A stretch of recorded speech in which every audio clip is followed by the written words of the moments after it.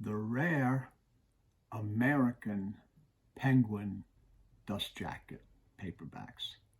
Hi, I'm Gary Lovisi, and this time we're going to take a look at the dust jackets on the Penguin books, the American series, which a lot of people don't know about, and they're quite rare to find them in nice condition. These are really nice condition.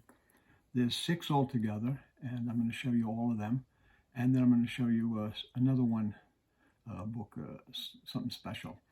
So actually, when 1942, when Ian Ballantine came to the United States to start up Penguin Books for Allen Lane, he wanted to have illustrated jackets on the books, which Lane didn't like, but he ended up doing it his own way. They started off with number 501, and they continued for a while until they became Signet Books. And actually they became Penguin Signet Books, and then Signet Books. So it was Penguin Signet, and then Signet Books. And that was a New American Library. And this all started from the Penguin books that were very popular in England. My friend Jules Burt does a lot of videos on Penguin books in the UK, British editions, which are, some of them are quite scarce, and they've been going on for many years, since 1935.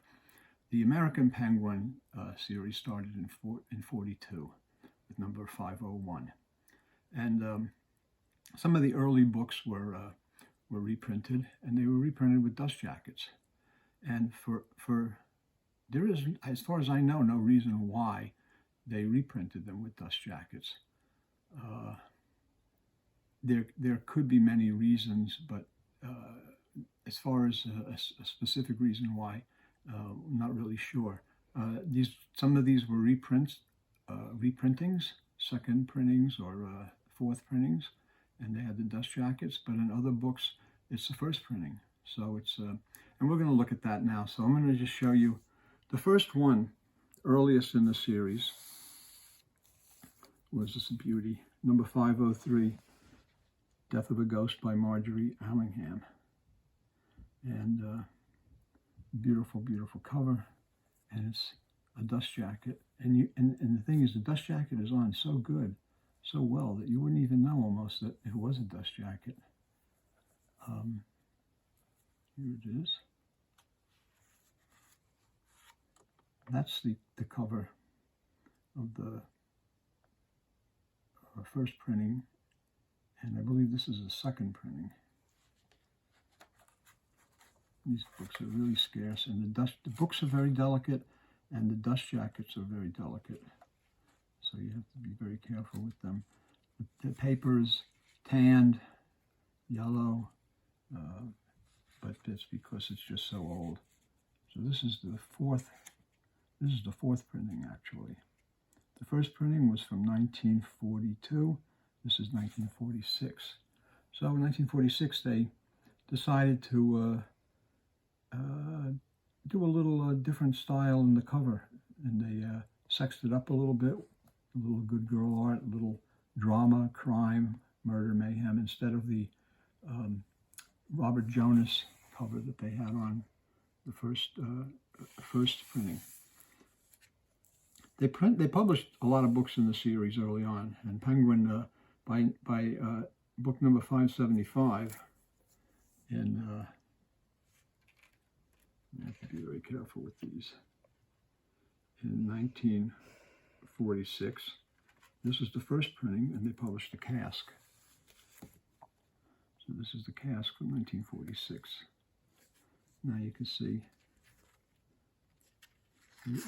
the original cover of the cask, and there's editions with these covers. And this is the first printing, but this is the first printing with the dust jacket. So it's, be very careful with these. So that's the first printing of the cask. A little while later, in They had number 586. So they went from The Cask by Freeman Willis Cross to The Rasp by Philip MacDonald. And more, you can see the style of the art is becoming more good girl art, more confrontational. The covers almost look like they could be on popular library paperbacks or Bantam books of the era. And eventually, actually, Ian Ballantine would leave Penguin Books and start up Bantam Books. And so this is The Rasp. This is, let me just see. This is a fifth printing from 1946. First printing was from says 1940. That might be that might be the British edition, but it says second printing 1942, August 1942. So this is The Rasp, and here's the cover for that. And again, you can find these books with these covers, but not with the dust jackets. But when you find one with a dust jacket, it increases the value of the book quite a lot. And they're all pretty rare, in nice condition. If they're all beat up and stuff, it's a different story. But when they're nice like this, they're quite nice. The first four are very collectible. And number 618, The Perennial Border by Phoebe Atwood Taylor, was the last one of the first four that they did. And another great cover. And this is the tougher of the four to get. This is really, it's expensive and very rare to find in nice condition.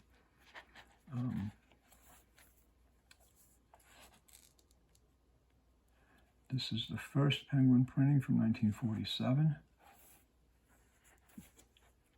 And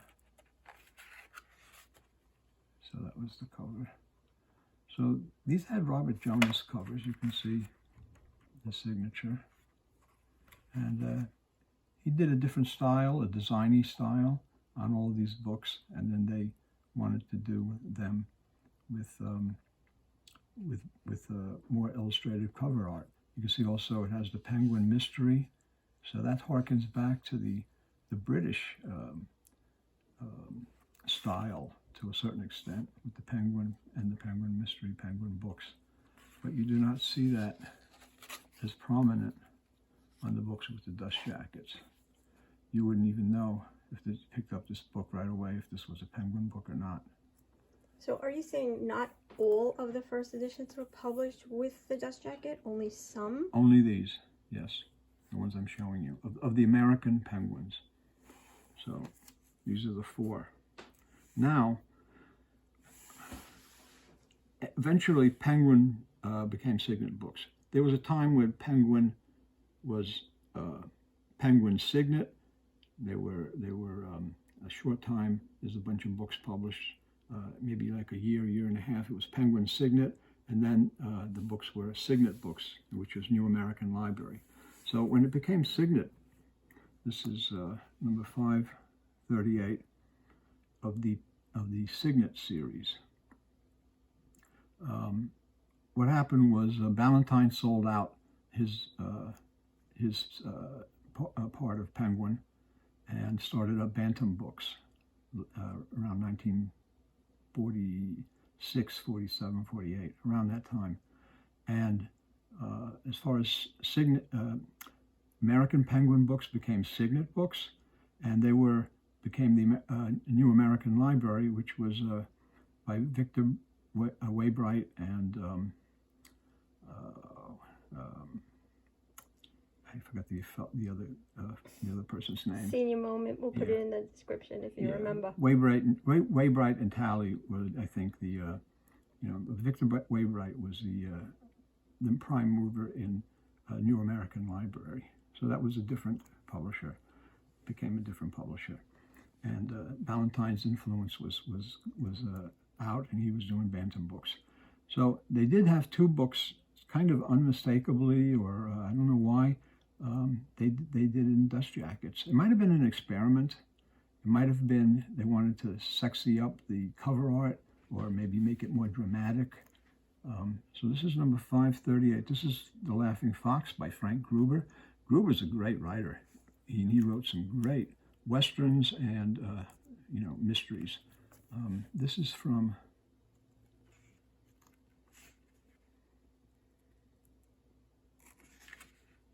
This is the second printing from 1946. So the original cover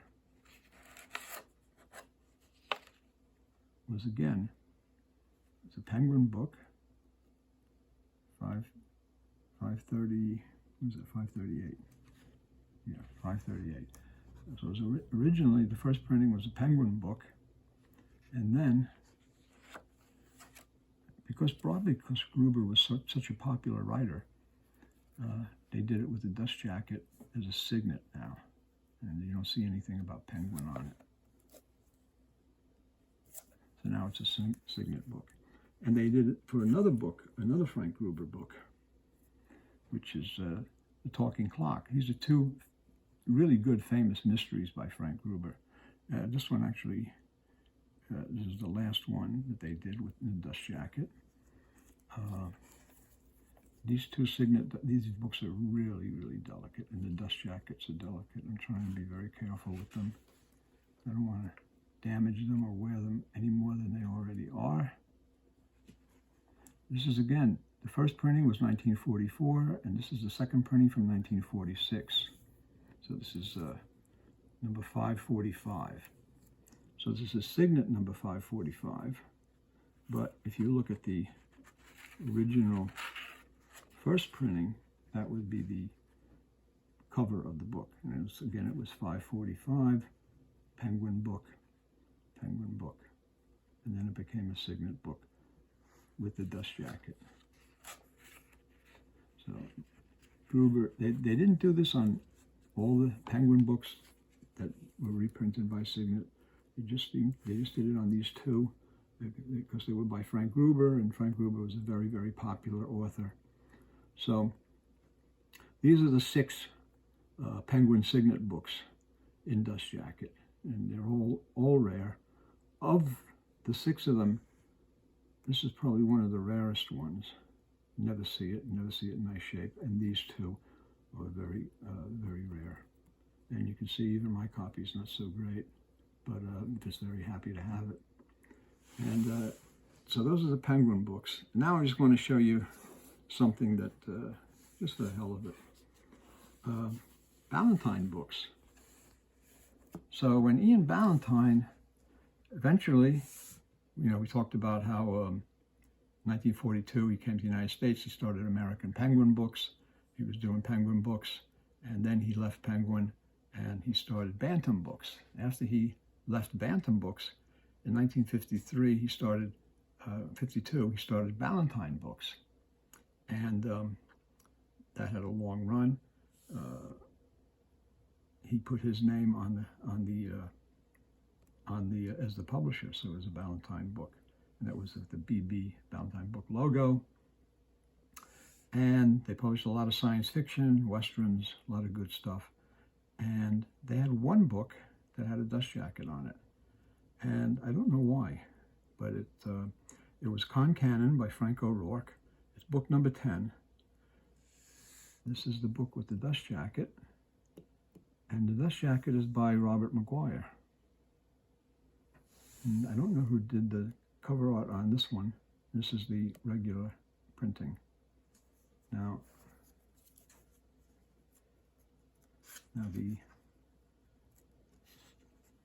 this is from 1952.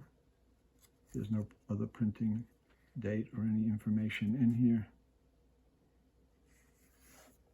And you can see there's a dust jacket. If you take the dust jacket off very carefully, that's the cover. So they had that edition, and they put a different cover on it, a different dust jacket on it. For why, I don't know. And it's a very Saunders-looking face on the guy on the other I one. think this is Schultz, or I don't know if it says. I don't think it says here who did did the cover art. Yeah, I mean, this is identical to the one with the dust jacket. Yeah, nice copy. Oh, you're right. It is Saunders. Right here. Signed Saunders. So that's Norman Saunders. And then the dust jacket was Robert Maguire. I don't know why they did that. And you look in the back, and they take all this Saunders artwork and it's gone, and they advertise two of their other westerns by Frank O'Rourke. So I don't know why they did the dust jacket on this Ballantine. You have two of the best artists in vintage paperbacks, Robert Maguire and Norman Saunders. And maybe they didn't like this cover art or whatever, and they did this one. But this seems very similar to that. It's almost like even the guy's wearing the same shirt. They were trying to sell two of the same books to the same people. Don't know why they would. I don't know why they did that. But that's just like one of those perplexing little things in paperback collecting and vintage paperback history. Many years ago, when I interviewed Bob Maguire at his home in New Jersey, he pulled out a pile of cover proofs of the books that he had done. Some Lion books, some graphics, and various other historical crime novels and things like that. And he said, "I've got all of these. These are the covers that I did, you know." And he says, "Would you like any of them to?" And I says, "Well, I like them because, you know, I could use them for the article in Paperback Parade that I was doing, where I did an article, an interview, and I could use those to illustrate the article." He says, "Sure, I got plenty of them. Take them." And I said, "Would you sign them for me?" And he said, Sure, I'd be glad to." And so Bob signed a whole bunch of them for me. And there was one that I saw, the dust jacket for Concanon, and it was, at that time I'd never even seen the book. I knew how scarce and rare it was, and how rare the dust jacket was. And there he had a dust jacket, a virgin dust jacket. It had not even been folded on a book yet. It was just flat, and it was beautiful. And I says, "Oh my God." He goes, "Yeah." He says, "That's the only one I have of that. So for some reason, that's very rare," he told me. And I said, "It is rare." I says, "Well, keep that." I says, don't, you know." He says, "No, I want to keep one. At least I want to have one of each." He says, "But you can have the other ones." And I says, "Well, thank you." And that was the time that I saw Concanon dust jacket. And I says, "Man, that's like really kind of a scarce book." And that virgin dust jacket was beautiful. Sometimes when you see stuff like that in really nice condition, it's really, it warms the heart of a paperback collector, book collector, to see old material like that in such nice condition. So anyway, I hope you like this little look at some dust jackets, Penguin dust jackets. 6 of them are, they're scarce, if not rare, in really nice, you know, beautiful condition. And don't know why they, you know, some reasons why they did it. I'm sure that the Signet Books, that's why they put a dust jacket on them, to continue them as Signets while they were using up the old American Penguin stock. The four earlier Penguins, I don't know. Maybe they just decided to use a more dramatic cover art. I don't know why they would put a dust jacket and have a new cover for this. It's almost the same. It's very similar kind of cover, but that's what they did. And I don't know if this was successful or not. It's amazing. Like sometimes they publishers dealt with their dealers that went out to sell the books to the stores and everything, and they would keep track of records of sales to see how a book was doing, what was selling, what wasn't. And they say, "Oh, this one's not selling," then, or the cover art, maybe it's because of the cover art, and they would pull a book and then put a dust jacket on it because of that. I think they did that with the Maltese Falcon in dust jacket, which I'm going to do another video on to show you that. That's a pretty interesting story. So, hope you enjoyed this. If you did, give us a thumbs up, subscribe, let people know, and we'll see you next time. Thanks for looking.